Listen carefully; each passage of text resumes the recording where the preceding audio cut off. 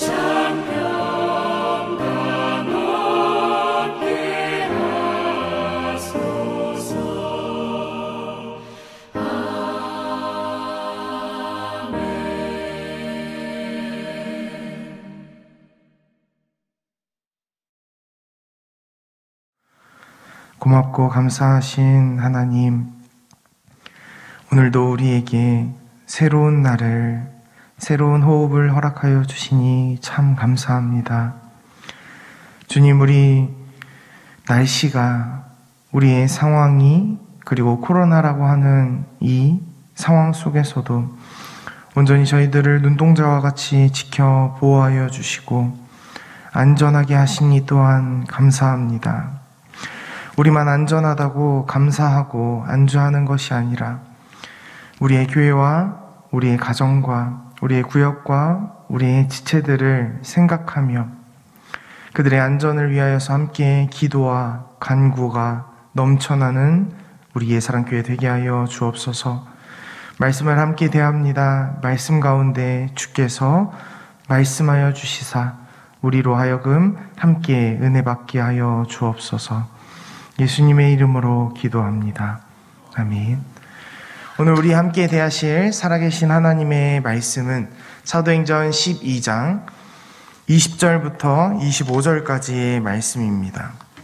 사도행전 12장 20절부터 25절까지 말씀입니다. 제가 가진 성경으로는 신약 208면입니다. 제가 먼저 읽고 교독하신 후에 마지막 절은 합독하도록 하겠습니다.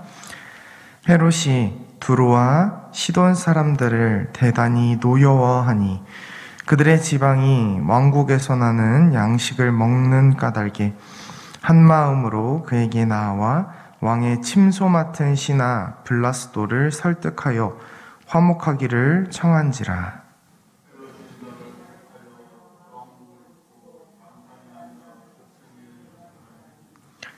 백성들이 크게 부르되 이것은 신의 소리요 사람의 소리가 아니라 하거늘.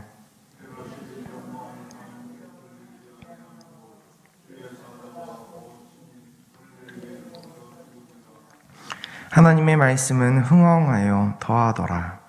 바나바와 사울이 부조하는 일을 마치고 마가라 하는 요한을 데리고 예루살렘에서 돌아오니라. 아멘. 흔히들 스포츠 종목을 각본이 없는 드라마라고 말합니다.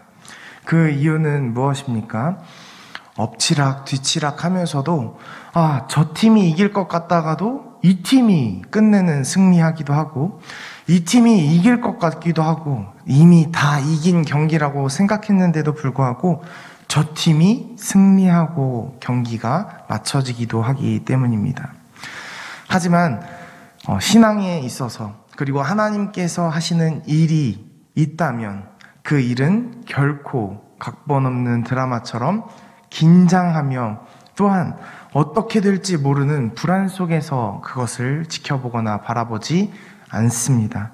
왜 그렇습니까? 바로 하나님께서는 능력 있으시며 또한 그 모든 것들을 주관하실 만한 하나님이시기 때문입니다. 그 하나님을 오늘도 믿으시며 나아가는 우리 예사랑교회 성도님들 되시길 축복합니다. 오늘 본문 말씀 속에서는 헤롯 왕이 등장합니다. 그리고 두로와 시돈 사람들이 나타나게 되지요. 이보다 앞서 오늘 본문 12장 1절부터 19절까지의 내용 속에서는 이러한 내용이 나타납니다. 12장 1절을 보니까 헤롯 왕이 그리스도인들을 핍박하기 위하여 요한의 형제인 야고보를 칼로 죽입니다. 이 상황을 지켜보아 하니 여론이 너무나 좋습니다. 백성들이 너무나 좋아합니다. 그래서 이 헤롯 왕이 어떻게 합니까? 이 다음번엔 베드로를 잡아서 죽여야겠다. 사람들이 이렇게 좋아하니까 이것을 정치적으로 사용하기 위하여서 헤롯 왕은 그를 잡아둡니다.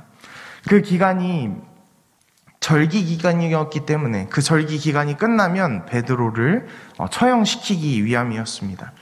그러나 하나님께서는 하나님의 사자를 보내셔서 4명씩 4팀으로 이루어진 16명의 간수들이 지키고 있는 그 감옥에 천사가 찾아가 자고 있는 베드로의 옆구리를 치면서 깨우고 그를 데리고 나옵니다. 이때 다른 한편에선 마가라고 하는 요한의 어머니인 마리아의 집에서 사람들이 모여서 기도하고 있었습니다. 어떠한 기도를 했을까요? 베드로 사도가 안전하게 그 감옥에서 나올 수 있게 해주십시오 기도했을 것입니다. 그리고 꿈 같은 일이 일어났습니다. 베드로는 잠자던 중에 일어나서 이게 진짜 꿈인지 생신지 비몽사몽간에 하나님의 천사를 따라서 한 칸을 나가고 두 칸을 나가고 시내까지 나오게 되었습니다. 그리고 나서 마리아의 집, 마가의 집으로 달려가게 되죠. 그리고 문을 두드립니다. 문을 두드렸더니 한 여종이 나와서 로데라고 하는 이름의 여종이 나와서 누구십니까? 묻습니다. 그랬더니 베드로가 나 베드로입니다. 문 좀 열어주십시오 말합니다. 이 사실을 듣고 나서 이 로데라고 하는 이 여자아이가 얼마나 기뻤던지 문도 열어주지 못하고 바로 들어갑니다. 들어가서 이렇게 말하죠. 베드로 사도가 지금 문 앞에 도착했습니다. 그랬더니 사람들이 뭐라고 대답합니까? 그럴 리가 없다. 네가 지금 미친 것이 아니면 그렇게 말할 수가 없다 말합니다. 설령 왔다 하더라도 그는 베드로의 수호천사 정도지 베드로가 돌아올 수 없다 말합니다. 그러나 이게 어찌된 일입니까? 베드로는 정말 문 앞에 서 있었습니다. 죽을 수밖에 없었고 정말 죽는다고 여겨졌던 베드로가 살아 돌아왔습니다. 그리고 그들에게 손짓하며 조용히 하십시오. 제가 이만저만해서 이렇게 나왔습니다. 하나님의 천사가 저를 이끌어내 주셔서 죽을 수밖에 없었던 그 상황 속에서 하나님이 저를 구원하셨습니다. 그리고 나서 그 이후에 대한 내용이 어떻습니까? 헤롯이 그 간수들을 문책하며 베드로가 어디 갔냐 찾습니다. 그리고 로마 시대 그때 당시에 간수들이 죄인을 놓치거나 혹은 죄인이 없어졌을 때 그 죄인이 받는 죄의 대가를, 그 형벌을 간수가 받았어야 했습니다. 그렇게 이 16명이나 되는 이 간수들은 헤롯의 한마디에 형장의 이슬로 사라져 버리고 맙니다. 그리고 오늘 본문 20절 말씀에 헤롯 왕이 아주 대노하는 사건이 일어나게 되죠. 그 사건은 왜 그렇습니까? 두로와 시돈 사람들이 있는데 그 사람들로 인하여 노여워했다 말합니다. 그 이유는 곡식들이 대부분 두로와 시돈에서 소비하고 있는 곡식들이 헤롯 왕이 주지 아니하면 그들은 먹고 살 수 없었기 때문입니다. 그러다 보니까 헤롯 왕의 신하, 침소 맡은 신하였던 블라스도에게 로비하여 그 두로와 시돈 사람들이 양식을 얻었는가 봅니다. 그러나 자신의 권력, 자신의 능력을 위시하고 또한 그것을 믿고 살아가던 헤롯 왕은 자신의 권력을 어딘가에게 나누어 주지 않습니다. 그리고 그것이 못마땅하여 두로와 시돈 사람들로 인하여 노여워하게 됩니다. 그리고 나서 그 두로와 시돈 사람들이 화목하기를 청합니다. 그 블라스도라고 하는 침소 맡은 신하를 통해서 말입니다. 그 이후에 21절 말씀을 보니까 헤롯이 나를 택하여 왕복을 입고 단상에 앉아 백성에게 연설했다 말합니다. 역사가 요세푸스의 기록에 의하면 지금 이 헤롯 왕은 연설에 있어서 아주 달변가라고 합니다. 모든 사람들에게 있어서 말 한마디로 그들을 좌지우지할 수 있는 그런 엄청난 연설가였다고 합니다. 특별히 한 실례로 그가 하는 한마디 한마디 말이 얼마나 정말 대단하고 정말 높이 샀는지, 그는 자신의 옷을 은빛 갑옷을 입으면서까지 햇빛에 반사되어서 자기가 한마디 한마디 할 때마다 빛나는 반짝거리는 그 연출까지도 신경 썼다고 합니다. 이 얼마나 대단한 사람입니까? 능력이 있습니다. 그리고 권세가 있습니다. 말 한마디로 16명이나 되는 그 사람들이 죽을 수도 살 수도 있습니다. 근데 지금 이렇게 연설하고 있는 그 사람들을 어떻게 바라봅니까? 22절 말씀 우리 함께 읽도록 하겠습니다. 22절입니다. 백성들이 크게 부르되 이것은 신의 소리요 사람의 소리가 아니라 하거늘. 사람들은 그 모습에 너무 찬란하고 너무 대단해서 이 소리는 정말 사람이 할 수 있는 소리가 아니다. 연설이었습니다. 말이었습니다. 그리고 그 말을 들은 사람들, 어떠한 연출로 인하여, 어떠한 그렇게 보여지기 위하여 준비된 잘 짜여진 연설이어서 그랬을 수도 있겠습니다만, 앞에 있는 문맥상으로 보았을 때 헤롯 왕이 아니면 먹고 살 수 없는 사람들이 참 많았습니다. 그것을 통하여 그 사람들에게 약점을 잡고 그리고 그 권세를 사용했던 사람이 바로 헤롯 왕이라는 사람입니다. 그렇기 때문에 사람들은 정말 대단해 보여서 이러한 말을 했을 수도 있겠지만은 그 헤롯 왕에게 아부하며 이렇게 말했다는 것입니다. 저 사람은 진짜 사람의 말을 하는 것이 아니라 정말 그 사람을 신격화하여 그를 축혀 세운 것입니다. 근데 헤롯 왕은 어떻게 합니까? 헤롯이 영광을 하나님께로 돌리지 아니하므로 주의 사자가 곧 친히 벌레에게 먹혀 죽으니라 말씀합니다. 역사가 요세푸스는 이 죽음을 헤롯 왕이 5일 정도 아파하고 고통스러워하다가 죽었다라고 말합니다. 그리고 여기서 말하고 있는 벌레는 회충으로 짐작하고 있습니다. 회충에게 먹여 죽은 권세 있는 한 왕. 앞에 나타났던 베드로와 어떻게 대조됩니까? 베드로, 그는 죽을 줄만 알았습니다. 죽는 줄만 알았습니다. 근데 그를 살리셨습니다. 누가 살리셨습니까? 하나님께서 살리셨습니다. 다른 성경들 속에 베드로가 이 이후의 행적들이 어디에 있는지를 살펴보면 고린도전서 1장에서도 고린도 지역에 있는 그 교회에 베드로가 간 것 같습니다. 그래서 고린도 교회에 있었던 문제 중 하나가 당파를 짓는 것인데, 그 당파를 지을 때 나는 베드로를 따르는 당이다, 나는 바울을, 나는 아볼로를, 나는 그리스도를 따르는 당이다. 당파 지을 때 베드로라는 이름이 나타납니다. 베드로가 그 지역에 가서 세례를 주었을 것이기 때문입니다. 그리고 갈라디아서에 보니까 2년 이후에 그가 안디옥 교회에 갑니다. 그리고 무할례자들과 식사를 한 모습을 통하여, 그 식사를 한 것이 잘못된 것이 아니라 그 식사하고 유대인들을 맞닥뜨렸을 때 책망받을까 도망한 사실을 바울이 꾸짖는 그 장면을 통해 그가 갈라디아 지역에 있는 교회, 그리고 안디옥 교회에서 그 사역을 했음을 알 수 있습니다. 이렇게 대조되는 이유는 과연 무엇일까요? 그것은 바로 24절 말씀과 25절 말씀을 통해 알 수 있습니다. 우리 24절과 25절을 마지막으로 함께 읽겠습니다. 하나님의 말씀은 흥왕하여 더하더라. 바나바와 사울이 부조하는 일을 마치고 마가라 하는 요한을 데리고 예루살렘에서 돌아오니라. 아멘. 24절 말씀, 하나님의 말씀이 지금 어떻게 했다고 말합니까? 흥왕하였다 말합니다. 헤롯을 통하여서도 하나님께서는 하나님의 뜻을 이루어 가셨습니다. 그리고 베드로를 통하여서도 하나님의 뜻은 이루어질 수밖에 없습니다. 왜냐하면 하나님은 무결하시며 또한 그 계획에 문제가 없으실 뿐만 아니라 하나님께서 계획하신 것들은 이루어질 수밖에 없기 때문입니다.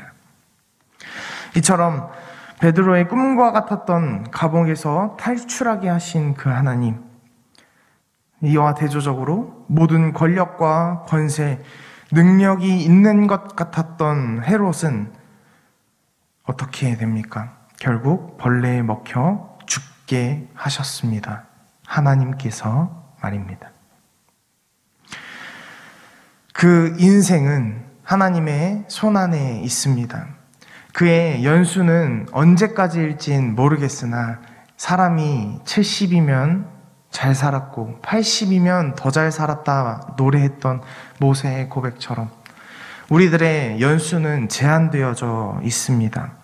그럼에도 불구하고 오늘도 이 하루를 통하여 하나님께서 이루어 가실 분명한 계획이 있음을 우리는 성경을 통해 알 수 있습니다. 그 계획은 바로 말씀이 흥왕하는 것입니다. 우리가 말씀을 깊이 알아 그 말씀대로 살고자 다짐하고 말씀이 나를 주장하지 아니하면 나는 아무것도 할 수 없음을 고백하는 참된 그리스도인의 삶, 그 삶이 아니라면 어느 날 어느 순간에 벌레에 먹혀 죽을 수밖에 없는 그 허무한 인생이 아니라 정말 하나님께 붙들린 바 되어서 하나님의 말씀대로 살아나가는 우리 예사랑교회 모든 성도님들 되시길 주님의 이름으로 축원합니다. 주기도문으로 예배를 마치겠습니다. 하늘에 계신 우리 아버지여, 이름이 거룩히 여김을 받으시오며 나라에 임하오시며 뜻이 하늘에서 이루어진 것 같이 땅에서도 이루어지이다. 오늘날 우리에게 일용할 양식을 주옵시고 우리가 우리에게 죄 지은 자를 사하여 준 것 같이 우리의 죄를 사하여 주옵시고 우리를 시험에 들게 하지 마옵시고 다만 악에서 구하옵소서. 대개 나라와 권세와 영광이 아버지께 영원히 있사옵나이다. 아멘. 이 시간 함께 기도했으면 좋겠습니다.